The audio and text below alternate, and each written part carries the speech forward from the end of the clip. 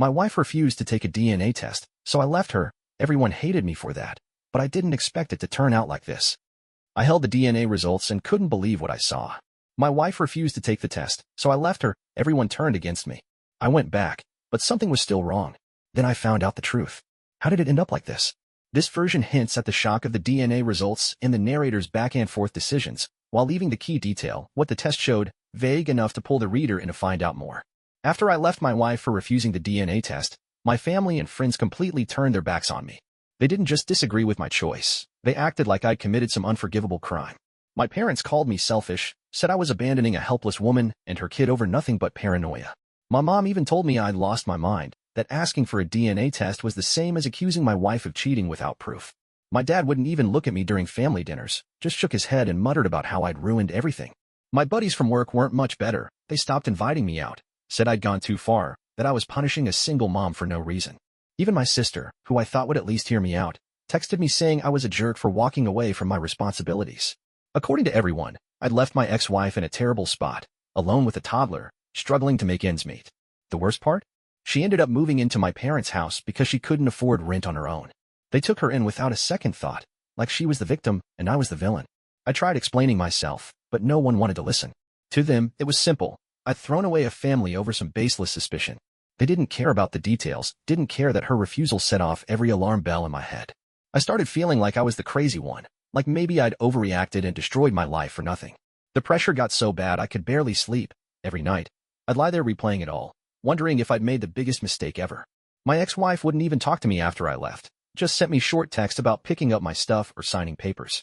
Meanwhile, my parents kept her and the kid under their roof, feeding her, helping with the baby, acting like I didn't exist anymore. It was like I'd been erased from my own family. The isolation hit hard, and the more time passed, the more I started doubting myself. Maybe I was wrong. Maybe I jumped to conclusions too fast. The reason I left my wife wasn't just some random whim. It came from a gut feeling I couldn't ignore.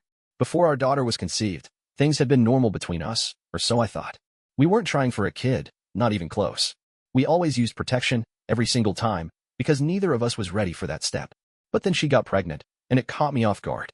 I didn't say anything at first, just went along with it, figured maybe something slipped up. Then I remembered that work trip she took a few months before she told me she was expecting.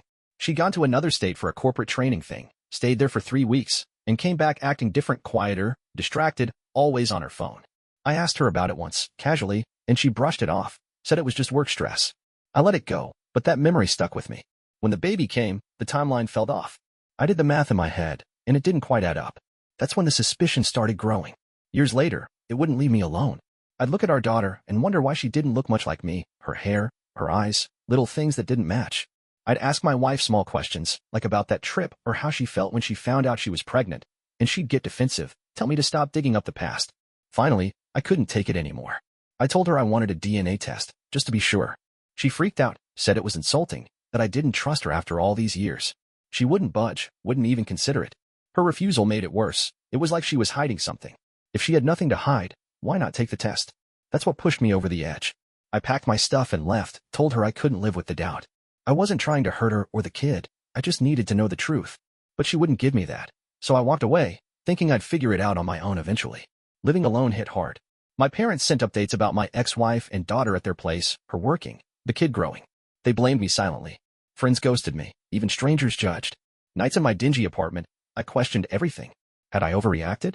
Her hurt face haunted me, and I missed my daughter's laugh. Guilt crushed me. I texted my ex-wife an apology, begging to fix it.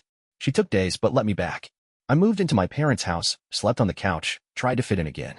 I wanted to believe I'd been wrong, but that doubt about her trip and the pregnancy wouldn't leave a month after I apologized. My ex-wife and I moved back into our own house with our daughter. We'd been fighting nonstop before, yelling about the DNA test, my leaving, everything. Now, I acted like it was fine, told her I'd accepted her, wanted to move on. But her reaction threw me off. She wasn't mad anymore, didn't snap or glare like I expected. Instead, she was overly nice, cooking my favorite meals, asking about my day, even laughing at my dumb jokes. It wasn't normal. She'd never been this soft, not in years. After accusing me of psychological betrayal, calling me a monster for doubting her, I figured she'd hold a grudge. This kindness felt fake, like she was sucking up to me. It confused me more every day. One night, she brought me coffee while I watched TV, smiled, and sat close, too close. Another time, she offered to handle all the bills, said I shouldn't worry. I kept waiting for the anger to slip out, but it didn't. Instead, she'd hug me out of nowhere or thank me for little things, like taking out the trash. I started thinking she was trying to make amends, like she felt guilty and was overcompensating. Why else act this way after everything? Her refusal to take the test still gnawed at me, and now this, her being too good, too perfect. It didn't add up. A month in, I couldn't take the questions anymore. I decided to get a DNA test myself, quietly, to finally know the truth. Living with my ex-wife's sudden kindness only made the doubts worse. I'd nod and smile through her dinners, her small talk, her random hugs, but inside, I was a mess. I couldn't figure out why she'd flipped from accusing me of betrayal to acting like some perfect wife. It kept me up at night, staring at the ceiling, wondering what she was hiding.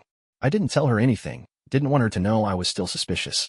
Instead, I planned it out.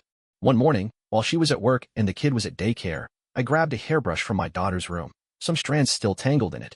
I'd seen enough online to know that it'd work for a DNA test. I swabbed my cheek, sealed it all up, and mailed it to a lab. No one knew. Waiting for the results was brutal. It took 2 weeks, and every day, I'd check the mailbox when she wasn't around. I'd act normal, help with dishes, play with the kid, sleep in my separate room, but my head was spinning. Her behavior didn't let up either.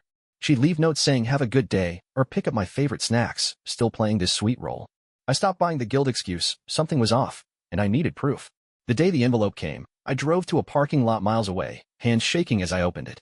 I read the words 3 times to be sure. Probability of paternity, 0%. My daughter wasn't mine. Everything stopped, my breath, my thoughts, just staring at that paper.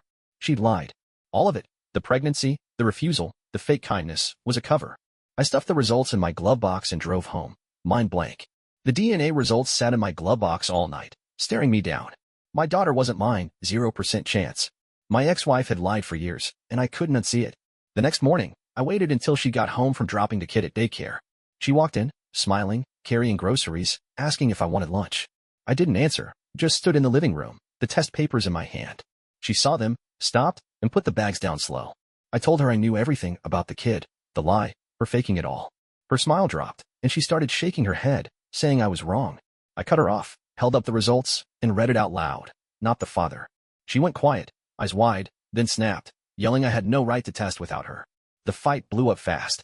She accused me of ruining our family, said I was obsessed, that I'd never trusted her.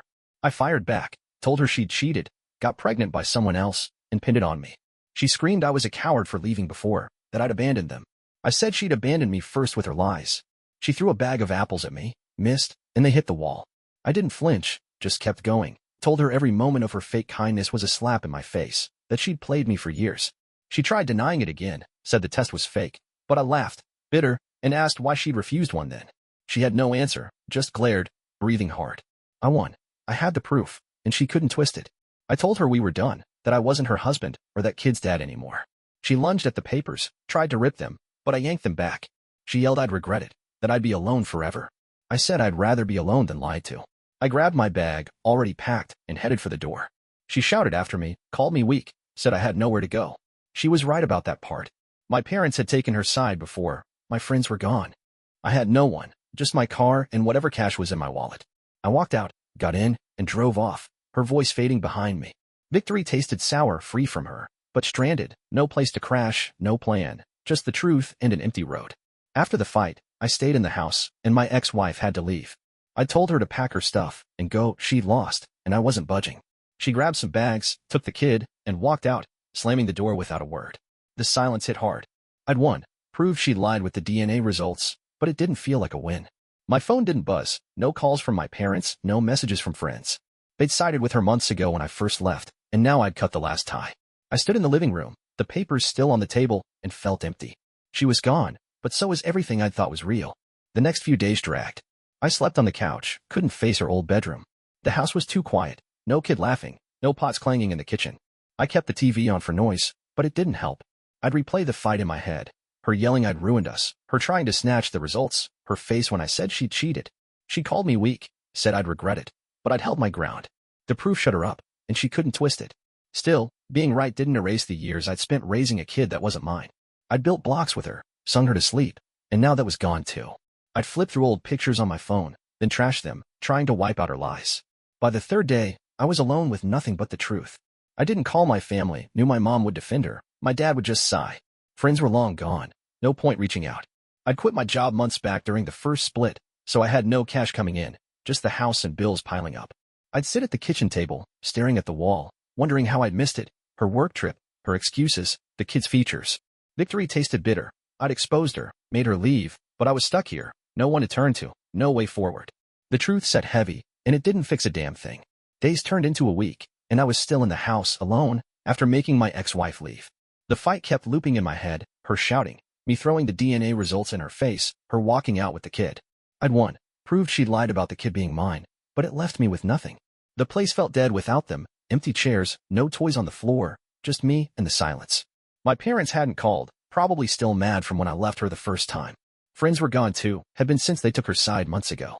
I'd sit there, staring at the walls, thinking about how she'd faked it all, that work trip, the pregnancy, the nice act when I came back. I'd been blind, and now I was paying for it. I tried to move on, but it was rough. No job, no money coming in since I'd quit during the first split. Bills stacked up on the counter, unopened. I'd walk past the kids' room, see the little bed, and feel sick. She wasn't mine, but I loved her like she was. My ex-wife had taken that from me, and I couldn't let it go. I'd won the argument, got her out, but I kept asking myself, what now? How do you rebuild when everyone's turned on you? How do you trust again after years of lies? I'd sit up late, scrolling Reddit, reading posts from guys and messes like mine, wondering how they got through it. I needed something, advice, a push, anything. So here I am, stuck in this empty house, no family, no friends, just the truth that she betrayed me. I don't know where to start, finding work, fixing my head, figuring out who I am without them. I'm not even sure if I did the right thing, kicking her out, cutting it all off. Maybe I should have handled it different, but I couldn't live with her lies anymore. Reddit's my last shot. I need to hear from people who've been here. What do you do when you're right but it still wrecks you? How do you pick up the pieces when there's nothing left? Any ideas would help, because I'm lost.